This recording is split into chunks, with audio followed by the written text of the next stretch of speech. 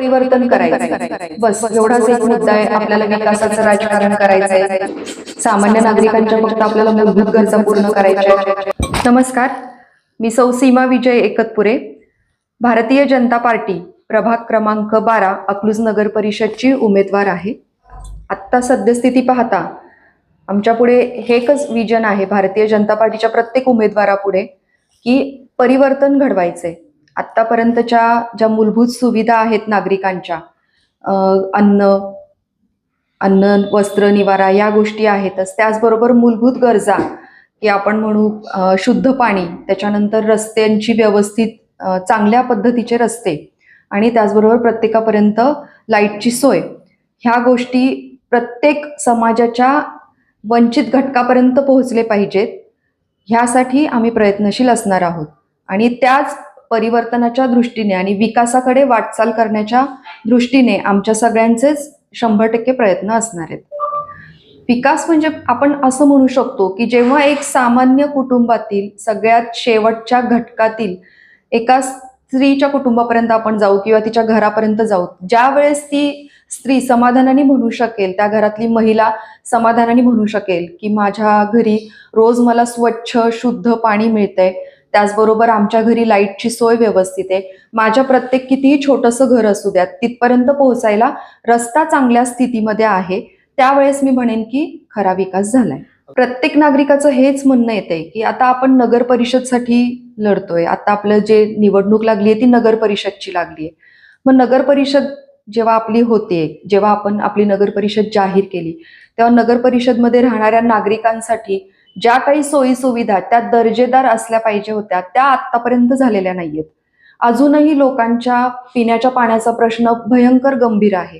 पाणी टंचाई असणं ही गोष्ट वेगळी, पण ते पाणी शुद्ध असणं हा सगळ्यात महत्वाचा मुद्दा आहे, कारण हा आपल्या आरोग्याचा मुद्दा येतो. त्याच्यानंतर पाण्याच्या ज्या पाईपलाईन आहेत त्या शक्यतो प्रत्येक ठिकाणी आपल्याला पाहायला मिळतं की त्याच्यामध्ये दूषित पाणी मिसळलं जात आहे आणि मग ते पाणी आपल्या आरोग्यासाठी कितपत योग्य आहे, त्याच्या पाठीमागे मग आपल्या कुटुंबाचं आरोग्य कसं धोक्यामध्ये येऊ शकते, ह्या गोष्टी महत्वाच्या आहेत. सांडपाण्याचा निचरा व्यवस्थित होत नाहीये, त्याच्यामुळे मच्छरांचा प्रादुर्भाव आहे. त्याचबरोबर सांडपाण्याचं किंवा कचऱ्याचं व्यवस्थापन पण नीट होत नाहीये. त्याला एक पद्धतशीरपणे तो कचरा गोळा केला जात नाहीये आणि त्याच्यामुळे मग महिला भगिनींची खूप अशी गैरसोय होते. तसं पाहायला गेलं तर उलट कराचा बोजा माझ्या सामान्य माळेवाडीतल्या नागरिकांवर वाढलाय.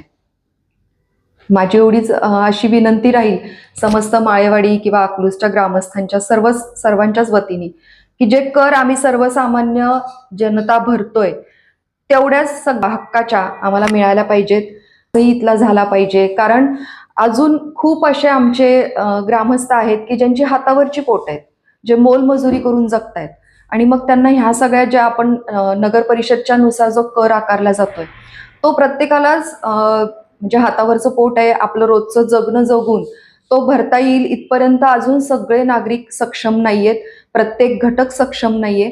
त्याच्यामुळे मग जर आपण तो कर भरतोय तर त्या प्रमाणातच सर्व सुविधा दर्जेदार मिळाव्यात, याच्यासाठी आम्ही नक्कीच प्रयत्नशील असू. अगोदर तर मूलभूत गोष्टी पूर्ण करायच्या आहेत आपल्याला. शुद्ध पाणी सगळ्यांपर्यंत पोहोचलं पाहिजे, 24 तासही गेलं पाहिजे, याच्यासाठी देखील आम्ही प्रयत्नशील राहू. त्याचबरोबर रस्त्यांची सध्या जी दुरावस्था आहे ते रस्ते मुळात सुधारले पाहिजेत, कारण सगळ्या शाळांचे जाण्याचे येण्याचे रस्ते इथेच आहेत किंवा मोठी वाहनांची रहदारी देखील इथूनच आहे. त्याच्यामुळे सामान्य नागरिक किंवा लहान मुलं यांच्या जी रहदारी आहे त्याच्यामध्ये त्यांना त्रास होतो, ट्रॅफिक जाम भरपूर प्रमाणात होत आहे. त्याचबरोबर लाईट आहे त्याची सोय व्यवस्थित झाली पाहिजे. ह्या सगळ्या मुद्द्यांसाठी आम्हाला वाटतं की नक्कीच प्रयत्न करावे लागतील.